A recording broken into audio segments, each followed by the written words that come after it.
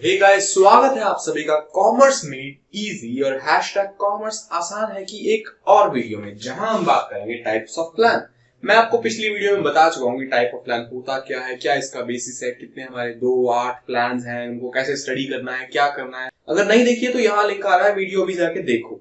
छोटी सी वीडियो है, अभी जाके देख लो, उसके बाद आना इस वीडियो।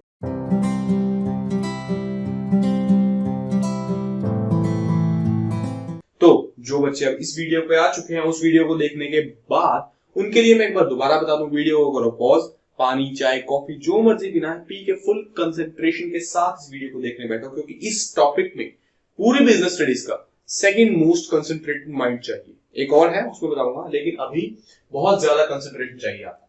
8 प्लान, सबसे पहला ऑब्जेक्टिव, ठीक है। और हर प्लान का ना एक होता है स्टेटमेंट, मतलब ऑब्जेक्टिव को हम कहते हैं डैश स्टेटमेंट। हर प्लान के लिए स्टेटमेंट नहीं रहेगा, डैश बदल जाएगा। अब मैं आपको साथ साथ बताऊंगा कि डैश क्या है हर प्लान के लिए, ताकि आपको 1 मार्कर्स में डिफिकल्टी ना आए। तो ऑब्जेक्टिव की बात कर रहे हैं, तो ऑब्जेक्टिव की बात कर रहे थे हम। ऑब्जेक्टिव में क्या सीन है? ऑब्जेक्टिव का मतलब आप सबको पता है, objectives are those and points for the attainment of which all the activities in the organisation are completed. Objective वो चीज है, वो एंड पॉइंट है, वो एंड पॉइंट जिसको पाने के लिए हम अपने सारे काम करते हैं, इस तक पहुंचने के लिए। That's it. उसके बाद एक और लाइन इसमें आई, objectives must be specifically and clearly stated. Objectives को बिल्कुल स्पेसिफिक तरीके से और साफ साफ तरीके से स्टेट करना हमारा फर्ज है। कंपनी को बताना पड़ेगा कि हाँ, मेरा इस साल का ऑब्जेक्टिव है, मुझे यहाँ पहुंचना है। वो क्लियर होने का क्या मतलब है? जैसे मैं कहूं कि मुझे इस साल ना 12-15% प्रॉफिट बढ़ाना है। भाई 12-15 कुछ नहीं होता, 12-15 कुछ नहीं होता। आप क्लियरली बताओ, 12 बढ़ाना है, 13, 14 या 15, कितना? 12-15 कुछ भी नहीं होता, कुछ एग्जिस्ट ही नहीं करता। हमें क्लियर बताना है, स्पेसिफिकली बताना है कि कितना, वो बता दिया। उसके बाद तीसरी लाइन, भाई कि ऑब्जेक्टिव क्वालिटेटिव भी होते हैं, ऑब्जेक्टिव क्वांटिटेटिव भी होते हैं। क्वांटिटेटिव कैसे? जिसमें न्यूमेरिकल फॉर्म आ जाए। क्वालिटेटिव कैसे? कि मेरा ऑब्जेक्टिव मुझे कस्टमर सेटिस्फेक्शन बढ़ानी है, मुझे एम्प्लॉय सेटिस्फेक्शन बढ़ानी है, मुझे सोसाइटी की नजरों में खरा उतरना है। ये सब कुछ क्वालिटेटिव ऑब्जेक्टिव है। तो ऑब्जेक्टिव इतना ही था, इसके एग्जांपल्स मैं आपको बता चुका हूं। बढ़ते हैं अगले प्लान की तरफ, जो है स्ट्रेटजी। और इससे वाइड प्लान नहीं है, इसकी जितनी लेंथ आप बनाना चाहो बना सकते हो, बहुत ज्यादा।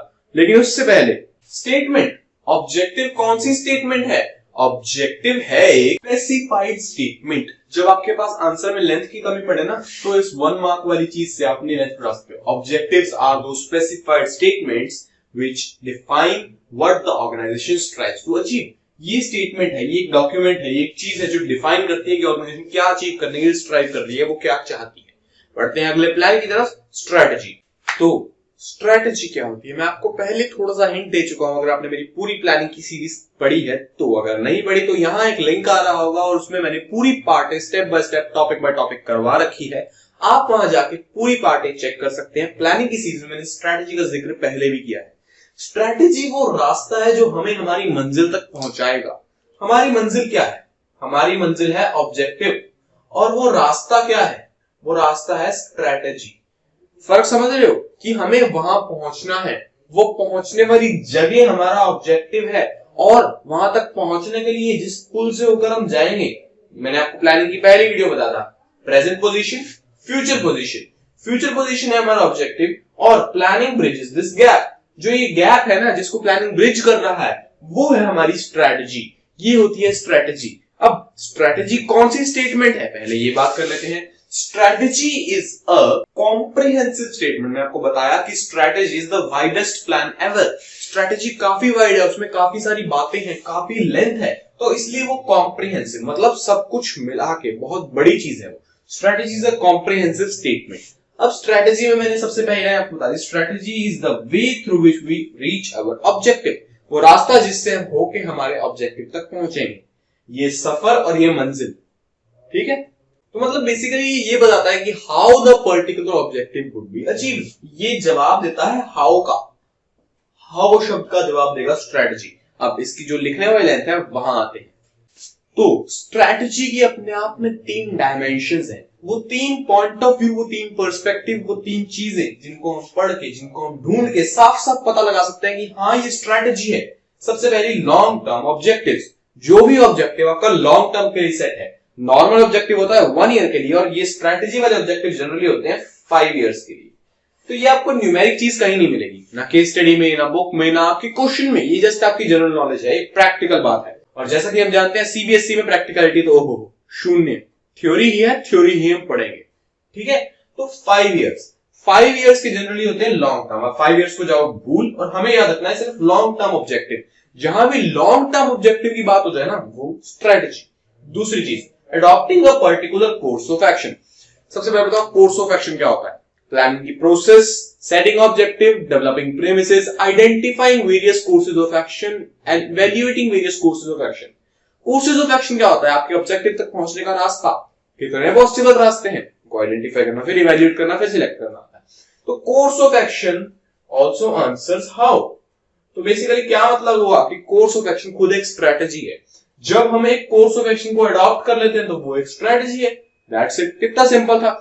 अगला पॉइंट क्या कहता है? Allocating resources to various departments. Allocating resources to various departments. Company में काफी सारे डिपार्टमेंट होते हैं, सभी डिपार्टमेंट को अपना अपना काम करने के लिए कुछ ना कुछ रिसोर्सेज चाहिए।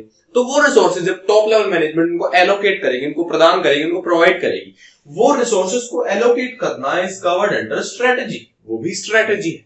कैसे है? ऐसे इसलिए, ये इसलिए है क्योंकि हमें पता है स्ट्रेटजी आंसर्स हाउ।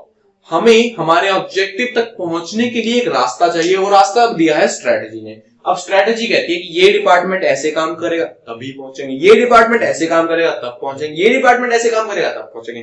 तो इन डिपार्टमेंट्स को ऐसे ऐसे काम करने के लिए ये रिसोर्सेज चाहिए। तो जब वो रिसोर्सेज एलोकेट कर रहे हैं, that is a part of strategy. ये होगी इसकी 3 डायमेंशन। अब इसके बाद बोनस पॉइंट्स क्या आते हैं?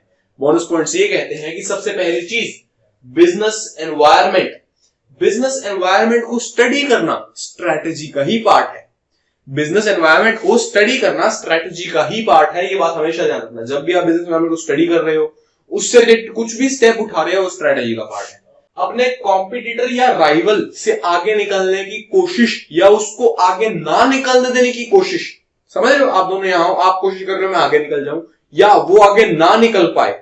ये दोनों ही केसेस में जब भी आप कॉम्पिटिटर या राइवल की बात आएगी, तब भी वो चीज स्ट्रेटजी होगी। मैंने कुछ सोचा जिससे मैं अपने कॉम्पिटिटर से आगे, वो मेरी स्ट्रेटजी है। ये चीज होती है स्ट्रेटजी। तो स्ट्रेटजी और ऑब्जेक्टिव में अब तक आपको फर्क बिल्कुल क्लियर होगा, जहां तक मैं मानता हूं। अगर नहीं क्लियर तो मैंने बहुत ही स्पेसिफिक वर्ड्स यूज किए। वीडियो को रिमाइंड करो और फिर से देखो, बिल्कुल क्लियर होगा। ठीक है, तो कॉम्पिटिटर और राइवल, जब भी ऐसी बात आ जाए तो स्ट्रेटजी। और आपकी 11th यूनिट मार्केटिंग मैनेजमेंट जब पढ़ेंगे तब की तब पढ़ेंगे, लेकिन वो पढ़ने के बाद ही पेपर दोगे ना, तो मार्केटिंग से रिलेटेड कोई भी बात आ जाए, कोई भी बात, पूरा इतना बड़ा यूनिट है मार्केटिंग, आपकी बुक का शायद सबसे बड़ा यूनिट है मार्केटिंग। तो मार्केटिंग से रिलेटेड कोई भी बात आ जाए वो स्ट्रेटजी, कुछ भी हो जाए मार्केटिंग से रिलेटेड वो स्ट्रेटजी ही रहेगा। ये बात आती है। तो इसी के साथ स्ट्रेटजी को करते हैं रैप अप। हाँ, इसके कुछ एग्जांपल्स मैं आपको बता चुका हूं।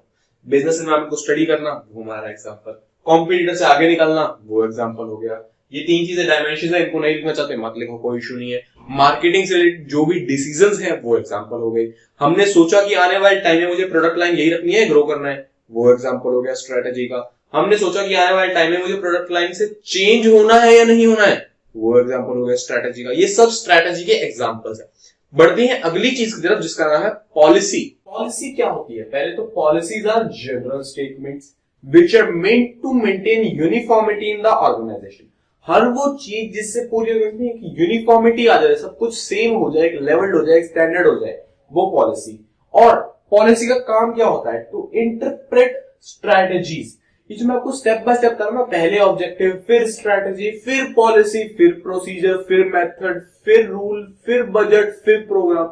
ये कोशिश करो, धक्का नहीं है, कुछ भी नहीं है, लेकिन कोशिश करो आप इसी ऑर्डर में याद करो, क्योंकि इसी ऑर्डर में याद करने से आपको उनके मतलब की क्लैरिटी और बढ़ जाएगी।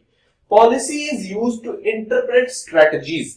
अब क्या मतलब? स्ट्रेटजी हमने बना दी। स्ट्रेटजी काफी सीक्रेट चीज होती है, जो सारे एम्प्लॉयज में ऐसे ओपनली डिस्क्लोज नहीं कर देते। उन सबको हम ये नहीं बताएंगे हमारी स्ट्रेटजी क्या है, उन सबको हम उनको पॉलिसीज की फॉर्म में करके बताएंगे। एक स्ट्रेटजी है बहुत वाइड, बहुत बड़ी चीज, उसको छोटी छोटी अलग अलग पॉलिसीज में कन्वर्ट करेंगे, फिर एम्प्लॉयज तक पहुंचाएंगे। बात करते हैं कैसे। सबसे पहले मैं बता दें कि जनरल स्टेटमेंट होती है, फिर ये एक ब्रॉड और जनरल गाइडलाइंस होती हैं जो काम आती हैं यूनिफॉर्मिटी लाने के लिए। बिल्कुल ब्रॉड और जनरल क्या गाइडलाइंस होती हैं, ठीक है।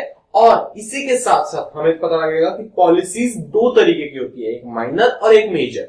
माइनर पॉलिसीज जो सिर्फ एम्प्लॉयज को पता है, मेजर पॉलिसीज जो एम्प्लॉयज को पता है, कंपनी की वेबसाइट पे नॉर्मल जनता को भी पता है कि हाँ इस कंपनी में ये पॉलिसी है। जो डिस्क्लोज्ड है वो मेजर, जो एम्प्लॉयज तक है वो माइनर। और लास्ट बात, सबसे मेन बात जो आपको केस स्टडी आइडेंटिफाई करवाएगी कि पॉलिसीज आर फ्लेक्सिबल। फ्लेक्सिबल क्या मतलब कि पॉलिसी फ्लेक्सिबल है, इसमें मैनेजर के हाथ में पावर है इसको थोड़ा थोड़ा चेंज करने की as required by the situation. Policies पूरी फ्लेक्सिबल होती है। ऑब्जेक्टिव कंपनी का एक स्ट्रेटेजी, पॉलिसी फ्लेक्सिबल। जैसे कि कह दिया कि सामान क्रेडिट पे बिल्कुल नहीं बेचना, सारा का सारा सामान कैश पे ही बिकेगा। लेकिन अगर मान लो मैं सेल्स मैनेजर हूं, मेरे को कभी कभी 2-4 बार एक्सेप्शन आ गई, कोई मेरा बंदा जानता है 5 रुपए पैसे दे देगा या कोई भी सीन है, किसी भी कारण से मैं चाहूं तो उसको क्रेडिट पे दे सकता हूं, मेरे हाथ में इतनी पावर है। Policies are always flexible and manager can change them as they want, ये बात होती है। ठीक है, इसके एग्जांपल में हमारी सेल्स की पॉलिसी होती है, हमारी रिक्रूटमेंट की पॉलिसी होती है एम्प्लॉयज को अपॉइंट करने की, हमारी स्कूल में एडमिशंस की पॉलिसी होती है। ये सब चीजें पॉलिसीज है। बढ़ते हैं अगले पॉइंट की तरफ। आप +1 में है, आपने अकाउंट में सबसे पहले क्या पढ़ा? Journal entries. जर्नल एंट्रीज की डेफिनेशन क्या होती है? जो भी ट्रांजैक्शन और उसकी एंट्री रिकॉर्ड करेंगे in chronological order. Chronological word का मतलब क्या होता है? स्टेप बाय स्टेप, जो पहले हुआ वो पहले, जो बाद में हुआ वो बाद में। ठीक है, तो ये होता है क्रोनोलॉजिकल। हमारे लिए प्रोसीजर एक क्रोनोलॉजिकल स्टेटमेंट है। प्रोसीजर क्या होता है हमें पता है, किसी भी काम को करने का प्रोसीजर मतलब उसको काम को करने का एक लॉन्ग डिफाइंड मेथड, वो पूरा तरीका जिसमें स्टेप बाय स्टेप अप्रोच चलती है कि पहले ये होगा, फिर ये होगा, फिर ये होगा, फिर ये होगा, फिर ये होगा, फिर ये होगा। ये सब प्रोसीजर होता है। जैसे कि अगर मेरी कंपनी ने क्रेडिट पे माल बेचा, हमने कहा कि भाई 90 दिन के अंदर पैसे दे दिए, उसने पैसे नहीं दिए तो पहले हम उसको एक टेक्स्ट मैसेज करेंगे। अगर वो पैसे दे दे तो बहुत अच्छी बात है, नहीं तो उसके बाद सेकंड स्टेप में हम उसको कॉल करेंगे, दे दे तो अच्छी बात, नहीं तो थर्ड स्टेप में उसको कॉल करेंगे, स्ट्रिक्टली कहेंगे, दे दे तो अच्छी बात है। फिर फोर्थ स्टेप में हमारा बंदा उसके घर जाएगा और बात करेगा, दे दे तो अच्छी बात है। फिर फिफ्थ स्टेप में उसको लीगल नोटिस भेजेंगे और फिर सिक्स्थ स्टेप में उसको स्यू कर देंगे। स्यू कर देंगे मतलब कोर्ट में ले जाएंगे, वहां उसके खिलाफ एक केस कर देंगे। तो स्टेप बाय स्टेप अप्रोच चलती है, ये होता है प्रोसीजर। जैसे मैंने आपको बताया, ऑब्जेक्टिव जो हमें चाहिए, स्ट्रेटेजी हाउ का आंसर करेगी, पॉलिसी स्ट्रेटेजी को इंटरप्रेट करेगी, प्रोसीजर क्या करेगा? प्रोसीजर पॉलिसी को इंप्लीमेंट करेगा। ये बात आती है, जैसे प्रोसीजर पॉलिसी को, पॉलिसी की इंप्लीमेंटेशन में प्रोसीजर काम आता है। ठीक है, तो अब प्रोसीजर का मतलब आपको बता चुका हूं। क्रोनोलॉजिकल स्टेटमेंट है जो स्टेप बाय स्टेप तरीके बताती है। एक आप एग्जांपल दे सकते हो। और क्या प्रोसीजर्स फ्लेक्सिबल होते हैं? प्रोसीजर्स बिल्कुल ना के बराबर फ्लेक्सिबल होते हैं और बहुत ही मिनिमल स्कोप छोड़ते हैं आपकी फ्लेक्सिबिलिटी, आपकी डिस्क्रिप्शन, आपकी मर्जी के लिए। जैसा कंपनी ने प्रोसीजर डिफाइन कर दिया, आपको वैसा ही करना होगा। अब देखो क्या होता है कि कभी कभी ना हमें लेंथ की कमी पड़ जाती है। जैसे इस केस में 2 ही लाइनें बनी, आंसर तो खींचना है, तो हम क्या लिखेंगे कि देखो भाई, प्रोसीजर एक ऐसे काम के लिए बनाया जाता है जो बार बार होना है, तो इसलिए ये स्टैंडिंग प्लान है। आप ये लाइन घुसा सकते हो, कोई इशू नहीं है, कोई प्लान नहीं बन रहा। ये प्लान इस काम के लिए बनाया जा रहा है जो एक ही बार होना है, इसलिए सिंगल यूज है। ये प्लान इस काम के लिए बनाया जा रहा है जो बार बार हो रहा है, इसलिए स्टैंडिंग है। तो लाइनें बढ़ानी सीखो। एक अच्छा सा इसका एग्जांपल, बहुत बढ़िया। बढ़ते हैं अगले प्लान की तरफ जो है मेथड। मेथड क्या है अभी बताते हैं। मेथड क्या होता है? मेथड होता है तरीका, किसी भी काम को करने का मेथड, तरीका। अब मेथड प्रोसीजर से लेके, हमने बताया प्रोसीजर होता है स्टेप बाय स्टेप, पहले ये फिर ये फिर ये, ऐसे स्टेप बाय स्टेप अप्रोच के हम चलते हैं। अब इनमें से कोई एक स्टेप को उठाओ और देखो कि इस पर्टिकुलर स्टेप को हमें कैसे परफॉर्म करना है। वो पर्टिकुलर स्टेप अपने आप में ही एक मेथड है। ये 4 से समझना काफी इजी हो जाता है कि ये प्रोसीजर 1 2 3 4, जब हम 1 को या 2 को या 3 को या 4 को एक अकेले को पकड़ के डिटेल में पढ़ते हैं ना, तो वो मेथड बन जाता है। मतलब हर स्टेप अपने आप में एक डिटेल्ड मेथड है और मेथड आंसर करता है कि एक स्टेप को प्रिस्क्राइब्ड वे में कैसे यूज करना है। दैट्स इट, यही हमारा मेथड है। इसमें हुआ कि ये एक ही स्टेप बार बार होता है, एक ही टास्क बार बार हो रहा है, तो ये स्टैंडिंग प्लान हो गया। और अलग अलग चीजों के लिए अलग अलग मेथड्स होते हैं। और इसका एग्जांपल, सदाबहार एग्जांपल जो आपको मोस्टली केस स्टडीज में मिल जाएगा, ट्रेनिंग। पता है क्या होती है ट्रेनिंग? किसी भी चीज की एम्प्लॉय को ट्रेनिंग देना। इसकी टेक्निकल लैंग्वेज में हम बात करेंगे 6th यूनिट में, ये 4th चल रहा है, 5th 6th जब वहां आएंगे तब सब बताऊंगा। ट्रेनिंग के टाइप्स होते हैं, internship training, vestibule training, apprenticeship training, orientation training या इंडक्शन ट्रेनिंग, जो भी है। ट्रेनिंग की जब भी बात आ जाए ना, नोट्स में मार्क कर लो कि ट्रेनिंग की जब भी बात आ जाए, that will always be a method. Training जब भी देनी है वो एक मेथड है। ओके, तो अब बढ़ते हैं अगले पॉइंट की तरफ, जो हमारा स्टैंडिंग प्लान्स का लास्ट पॉइंट है, दैट इज रूल। रूल क्या होता है? अरे रूल सिंपल चीज है, कह दिया नहीं करना तो नहीं करना। देखते हैं जरा। रूल एक स्पेसिफिक स्टेटमेंट है। अरे ऑब्जेक्टिव भी स्पेसिफिक थी, रूल भी स्पेसिफिक है, ऐसे कैसे है? लेकिन आगे एक लाइन है, objectives are the specific statement which describes what the organisation craves for and rules are the specific statement which describe a particular dos and don'ts for the organisation. क्या क्या करना है और क्या क्या नहीं करना, वो रूल है। सबसे पहली सबसे मेन चीज की इसमें flexibility zero, totally zero. Procedure में थोड़ी बहुत होती है, पॉलिसी में फुल होती है, इसमें जीरो।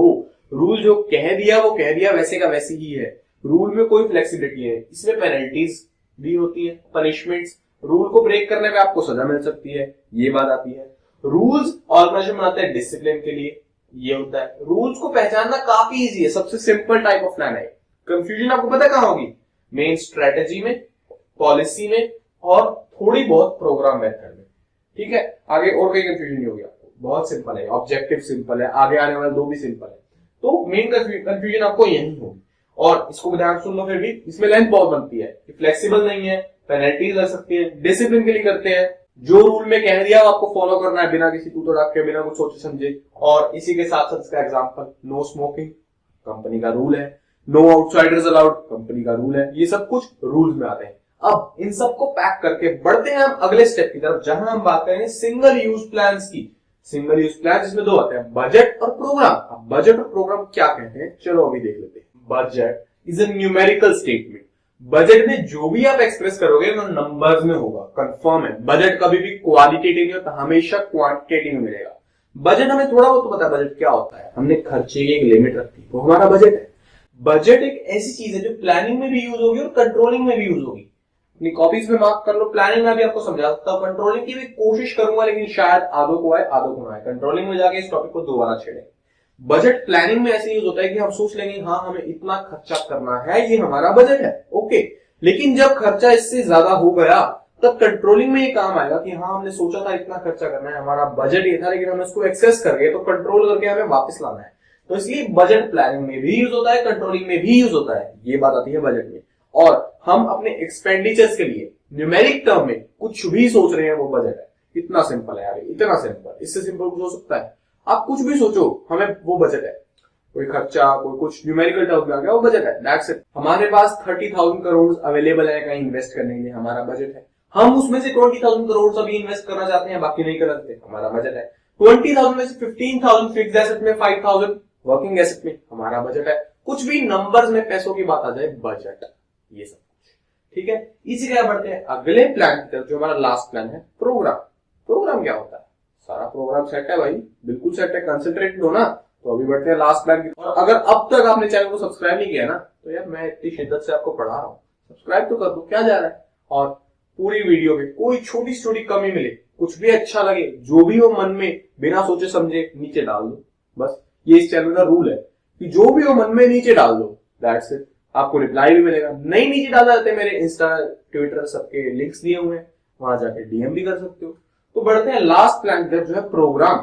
प्रोग्राम जो है ना, सबसे सबसे सबसे सिंपली आपको मिल जाएगा केस स्टडी में। देखो प्रोग्राम सबका बाप, सबका मिला हुआ, सारों को मिला के जो बनता है प्रोग्राम। एक प्रोग्राम में अपने आप में एक ऑब्जेक्टिव होगा, एक स्ट्रैटेजी होगी, एक पॉलिसी होगी, एक प्रोसीजर होगा, एक मेथड होगा, रूल्स भी होंगे, बजट भी होगा, ये सब कुछ, बाकी के सारे सातों प्लान मिला दो, वो प्रोग्राम है, ये बात आती है।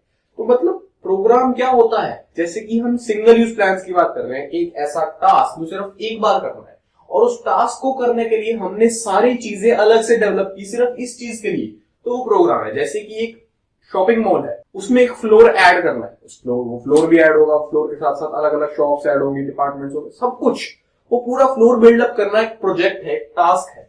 तो वो प्रोग्राम है, उसके लिए ऑब्जेक्टिव है फ्लोर बिल्डअप करना है। कैसे बिल्डअप करना है, स्ट्रेटेजी, पॉलिसीज जो हम सारे एम्प्लॉयज बनाने वालों को बताएंगे, प्रोग्राम में किस किस स्टेप से जाना है, मेथड, हर एक स्टेप की डिटेल, रूल्स जो उसको करते हुए हमें ध्यान रखने हैं, बजट जो उसमें खर्चा हो रहा है। तो ये सारी चीजें जब एक काम के लिए बने, पर्टिकुलर काम के लिए, वो प्रोग्राम हो जाता है, ये होता है प्रोग्राम। तो तो हाँ, स्टेटमेंट की बात कर रहे थे। प्रोग्राम कोई स्टेटमेंट नहीं होती, प्रोग्राम कभी स्टेटमेंट नहीं है, प्रोग्राम कॉम्बिनेशन है बाकी सारी चीजों का। एग्जांपल मैं आपको दे चुका हूं कि ये वेल डिफाइंड डिटेल्ड होता है, हर एक चीज की डिटेल होती है और एक पर्टिकुलर टास्क के लिए बनता है। दैट्स इट, सिंगल यूज क्यों है ये भी बता सकते हो। और इसी के साथ मुझे अभी याद आया कि मेथड वाले पॉइंट में मैं आपको स्टेटमेंट बताना भूल गया था। किसी ने नोटिस किया तो बहुत अच्छी बात है, आप फुल अटेंशन के साथ हो। नहीं नोटिस किया तो भाई तेरी अटेंशन कम है थोड़ी, और कम है ये अभी पता लगेगा, जब तू इसको प्रैक्टिस करेगा ना तब पता लगेगा कि तूने ढंग से सुना नहीं। तो मेथड कौन सा स्टेटमेंट है? Method is a prescribed statement. Prescribe मतलब डिटेल, प्रोसीजर के किसी भी पॉइंट की डिटेल वो प्रिस्क्राइब है, वो हो गया हमारा मेथड। इसी के साथ ऑटो प्लान होते हैं बिल्कुल खत्म, हमारा प्लानिंग यूनिट भी होता है खत्म। आपको अपनी बुक्स में जो भी बुक आप रेफर करते हो आपको कुछ कुछ प्लान्स में डिफरेंस मिलेगा, वो प्लान्स है जिनमें बच्चों को कंफ्यूजन आती है। तो मैंने अपनी तरफ से सारा बेस्ट करवा दिया है, मुझे नहीं लगता वो डिफरेंस कराने की जरूरत है। लेकिन अगर फिर भी आपको लगता है कि आपको वो डिफरेंस पढ़ने हैं तो मुझे नीचे जाके कमेंट करो, मुझे मेरे सोशल मीडिया पे जाके डीएम कर सकते हो, मुझे जैसे रिक्वेस्ट आएंगे मैं वीडियो बना दूंगा। देखो मेरे लिए सब कुछ क्लियर है और मैं यही चाहता हूं कि आप सब पढ़ो रट्टे मार के नहीं, कंसेप्ट्स को बना के। कंसेप्ट जैसे बिल्डअप करोगे ना आपके लिए सारे सब्जेक्ट्स इजी हो जाएंगे। तो यही बात है हमारे कॉमर्स मेड इजी पे। किसी भी सोशल मीडिया पे अगर टैग करना है तो #कॉमर्स आसान है यूज करो। और उसी के साथ साथ आज का वीडियो करते हैं खत्म। मिलते हैं आपसे अगली वीडियो में जहां शुरू करेंगे बिल्कुल फ्रेश यूनिट ऑर्गेनाइजिंग। तब तक के लिए विश्वास Girdhar signing off. Thank you.